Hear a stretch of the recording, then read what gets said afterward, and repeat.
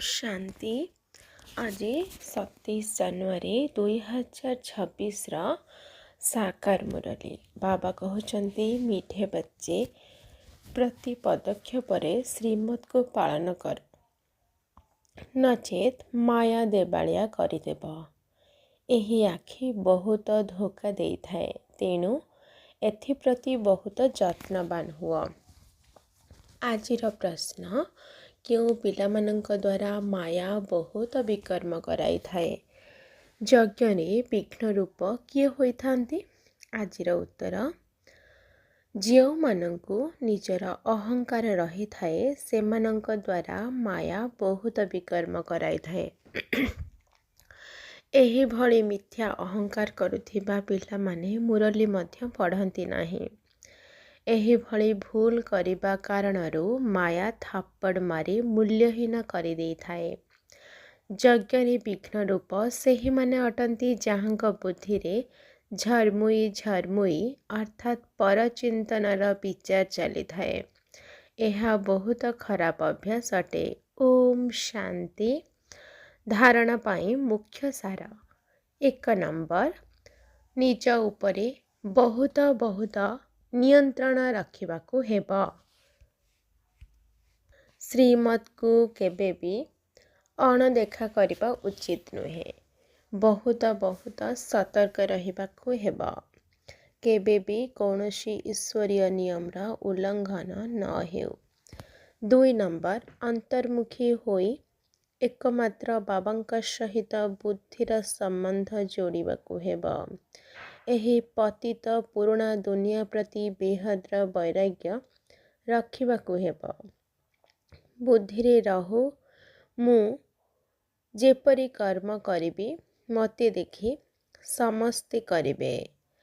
आजिर वरदान, ज्ञानर पॉइंट्स गुड़िकु प्रतिदिन बुद्धिरे दोहराई समाधान स्वरूप हेउथिबा बेगमपुरर सम्राट हुआ।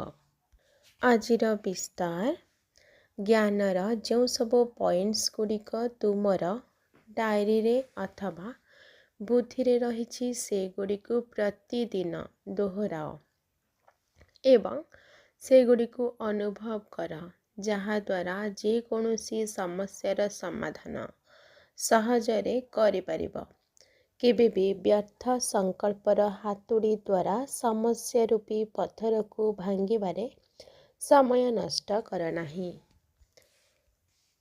ड्रामा शब्दर स्मृति द्वारा हाई जंप दे आग को बढ़ी चल। तापरे एही पुराणा संस्कार गुड़िक तुमर दास होई जिबे। किंतु प्रथमे तुमे राजा हुआ, सिंहासन अधिकारी हुआ। आजिर स्लोगान, प्रत्येक आत्मा को सम्मान देवा ही सम्मान प्राप्त करिबा अटे। आजिर अव्यक्त इशारा, एही अव्यक्ति मासरे बंधन मुक्त हुई जीवन मुक्त स्थितिर अनुभव कर। जीवन बंधन समय रे ही जीवन मुक्त स्थिति रे अनुभव होई थाए। सेठारे तो जीवन बंधनर कौनसी कथा ही नहीं। सेठारे तो केवल एही समयर प्रारब्ध भोग करिबो। मुक्तिधामर मुक्ति अनुभव जहाँकि वर्तमान करि परिबो ताहा सेठारे करि परिबो नाही। सेथिपाई संगम जुगरे ही मुक्ति जीवन मुक्तिर अनुभव कर।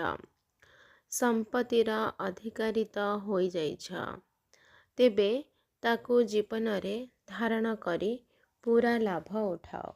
आज आदिर याद प्यार मीठे मीठे सिकिला थे संतान मानंक प्रति माता पिता बाप दादांकर मधुर स्नेह संपन्न शुभेच्छा एवं सुप्रभात।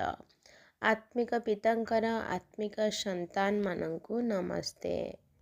आत्मिक संतानंकर आत्मिक माता पिता बाप दादांको याद प्यार नमस्ते नमस्ते नमस्ते। शुक्रिया बाबा, शुक्रिया।